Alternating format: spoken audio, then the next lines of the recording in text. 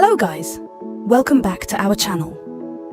Audio is the heart and soul of any podcast, video or song. Any unwanted echo in your audio recording kills the listening experience. Here is a clip that you can feel the echo has greatly lowered the video experience. EaseUS is a well-known brand in the field of data backup and recovery. It puts users' needs at the top priority, and you can get its 24/7 customer service if you have any questions. Sounds annoying, right? I'm sure that most users have encountered the same problem with me. Don't worry. This video will provide 2 methods in total to solve this problem. The first method you can try is to use third-party software like Audacity. Here are steps of how to use it. Open Audacity on your computer first. Click File, Open to import the audio file.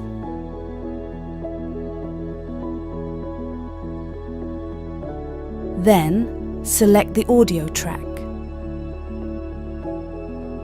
Go to Effects section from the top bar and click Noise Remove and Repair. Choose Noise Reduction. Here, you can reduce echo by adjusting the decibel of noise reduction. Then, click OK to apply. Listen to the audio track again. The echo has been removed successfully. EaseUS is a well-known brand in the field of data backup and recovery. Now, feel free to export the audio with Auto Echo to your local file location. The second method you can try is to use an online echo remover. We suggest you use EaseUS Online Vocal Remover. You can search on Google and go to its official page.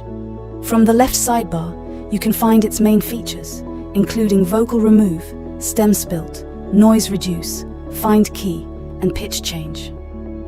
To remove echo of your audio file, choose Noise Reduction to begin. Then import the audio file.